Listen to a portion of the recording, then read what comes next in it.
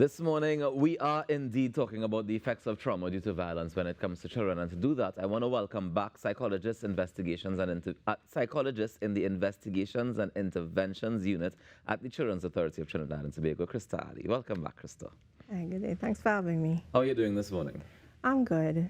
Now, we've been seeing, lots of stories surfacing about children being affected directly, but also we've been seeing some situations where children are exposed to violent crimes. Tell me a little bit about some of the consequences of children being exposed to violent crimes in the first instance. So, it's vast. The main thing that we're going to look at is the psychological trauma that these children are being exposed to. It's seemingly on an almost daily basis in our society today.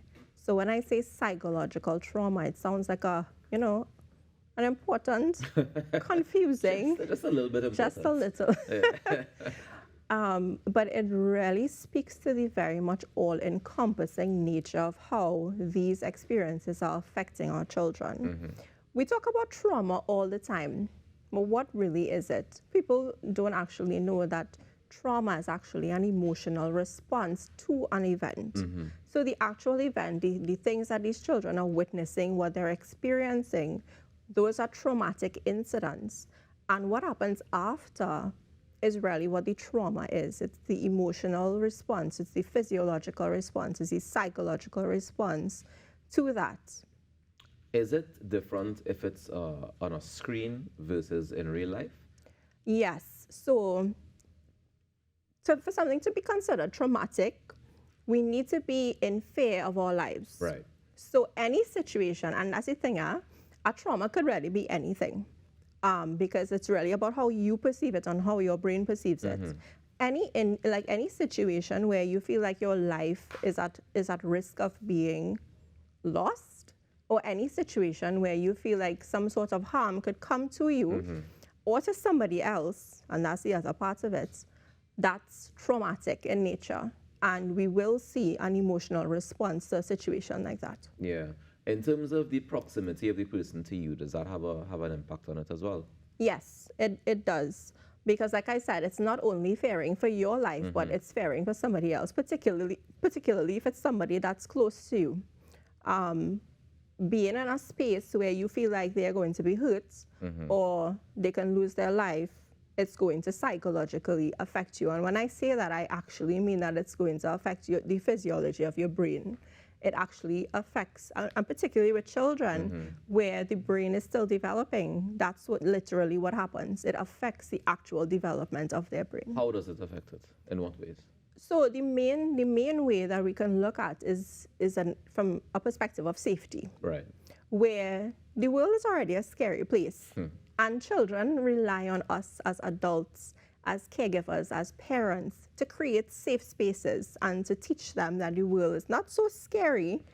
And then situations like this happens and everything is thrown into literal chaos. Yeah. And that's what trauma does to the brain as well. It throws you, it throws your body, it throws everything about you into chaos. So then it's about, how do we undo that? Can it be undone? It can. It can. The rule of thumb generally when we're looking at exposure to violent crimes, to traumatic incidents, is that the faster it's done, the better. So early intervention is going to be very, very important in trying to undo that trauma. And that early intervention means professional help, or does it mean parents just pulling the children one side and talking to them? I mean, is it even possible if your parents are part of the violent situation that you find yourself in? It's a variety of things, right? Children who've been exposed to violent crimes, definitely they're going to require intervention, psychological intervention, trauma counseling, critical incident stress debriefings, and all of these things are really targeted towards reducing the potential of further mental health issues developing, such as post-traumatic stress disorder. We also see things like severe anxiety, depression coming out of that. So children who have been exposed to these traumatic incidents, they are more at risk of developing further mental health conditions. And what we want to do is ensure that the intervention is done as soon as possible to reduce the chances of this or the likelihood of that happening. And this is as wide and as varied as it directly happening to you, directly happening to your family, or directly happening in your community, in and around your community. You can be affected by all of it. Definitely. Vicarious trauma is also a real thing, which I think every citizen of Trinidad and Tobago is being exposed to, because we're reading so much about it, we're hearing so much about it, And we're seeing it everywhere. About the screens, is that traumatic, or is it Yes. numbing us towards some of that reality? A variety of things, right? One thing that we need to remember is that no two people are going to respond similarly to these things. However, for us to diagnose conditions and for us to know about trauma and PTSD and these things, some symptoms that we look for, that we expect with persons who have been exposed to these things. But yeah, definitely being exposed to it via your screen is not going to be as impactful or intense as actually witnessing something, but it's definitely there. In terms of us becoming numb to it and desensitized it, this is something that we find in children who are growing up in at-risk communities where the exposure is ongoing, it's prolonged, and this is almost like their everyday normal life. Yeah. As I was speaking about in terms of brain development, their brain learns that this is a regular Tuesday, hearing gunshots, seeing people getting killed, things like that, extreme violence. It just becomes a normal part of them, and then they are actually more at risk of engaging in similar behaviors because they feel like this is just normal. And that's a little bit scary when you really think about it. Oh, it's definitely scary when we think about the impact that has on society in general. I want to go a little bit to the side and just ask about children who may not have witnessed the trauma directly, you might not have witnessed the violence directly, but let's say, for example, one of your schoolmates is killed in an unfortunate circumstance, whatever, the violent or not violent, that also affects the rest of the classmates. Definitely. And how is that fall in the category of trauma as well, or is that definitely something else? Yeah. No, that's definitely traumatic when you think about the fact that somebody that you love and that you care about and a person that you know was directly affected by a violent incident. Because you see how the brain works is, and you start thinking about, what if that was me? What if I was in that situation? And then you start questioning everything in your whole reality, you start questioning. So that's definitely impactful. And, in terms of losing someone in that manner, where we usually would experience grief over the loss of a loved one, it has the added layer of it being in a traumatic situation. And that's what we call traumatic grief. And they are more likely to develop anxiety issues, depression, aggression, lashing out, being withdrawn, because as kids, they don't really know how to handle us as adults, we barely know how to handle it. Yeah, I agree with you there. I mean, tell me what some of the things that the Children's Authority have been doing that would be able to help the nation to deal with some of the trauma we're going through. So, at the authority, we're also pleading for these incidents to stop.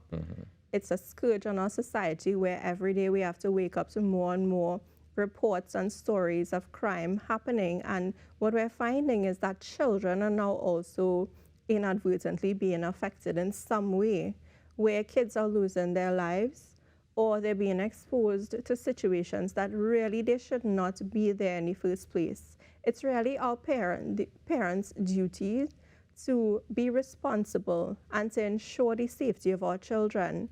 And while we would love for crime to stop in general, we're really pleading for persons to try to keep children safe and keep them out of situations where harm is likely to come to them. Are there any resources that you guys have that parents can use to be able to better equip themselves to deal with situations like that, or even prevent situations like that? So definitely, as a nation in general, we do have facilities that are available for parents whose children have been exposed to these sorts of situations. At the authority, we do conduct these type of interventions as well. With the Trinidad and Tobago, the police service, they have victim and witness support as well. And what I want to put out there as well is that when things do happen and intervention is being offered to you and to your family and to your children, please do it. Please take them up on that offer and get the assistance for your children. Do you see a challenge with that happening very often, where people don't want the support? Sometimes, yes. How do we begin to process and deal with that? Well, that's the thing, right? Well, I think, it's really an education thing where people need to understand that witnessing these type of things, while it might be commonplace, it's not normal, right? So intervention really is necessary, and you're going to see the long-term effects of it if intervention is not done now. That's what I was going to ask, because in this case, it sounds to me like we're already at a place where the parents are the one that need the trauma treatment. For sure. Because they would have been affected by what would have happened to them before, and now their children are being affected. So it just turns into this big cycle that continues to happen. How do we break the cycle? By being educated, learning about the effects of it, having conversations like these where people understand not just the effects on the child today, but in the long run, because that something like that is going to affect your child into adulthood. Can you identify, for the people who still might be doubting, why it's important? Can you identify some of the things that you would see as effects that happen? I mean, I know you're saying the children might become violent as they grow up, but what are some of the little things that parents can look out for? Let's say, wait, I didn't realize this was affecting you this much. Let's go get some help. They're going to be very fearful. They're going to be very jumpy. They're going to hold on to you like, for their life, because they simply are afraid. We're going to see issues with their sleeping. We're going to see issues with them eating.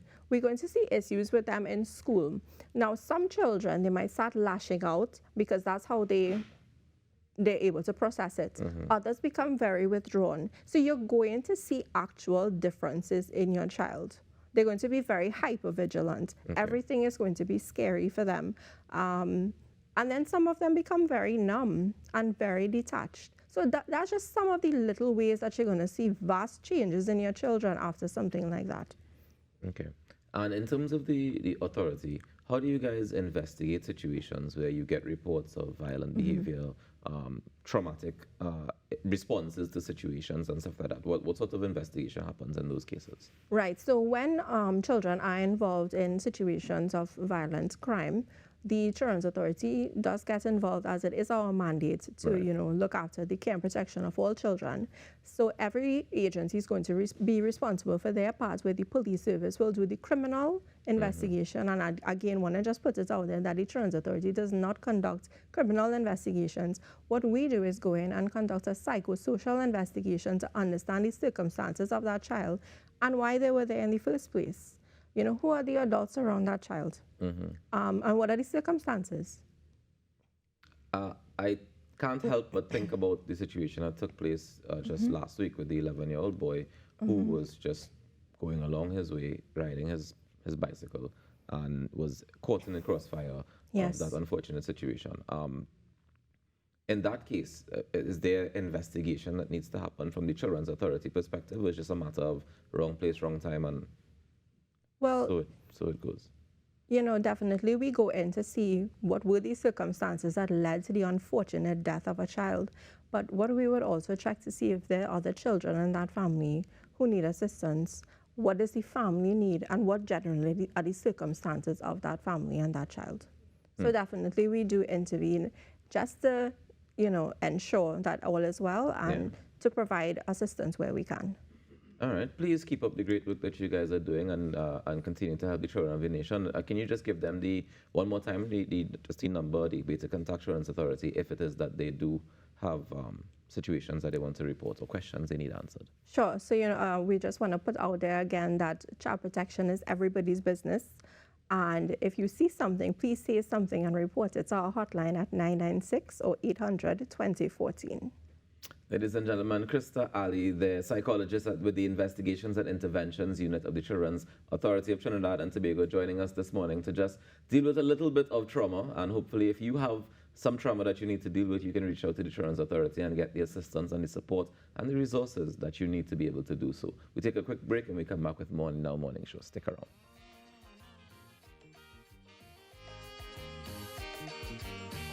Think about the children.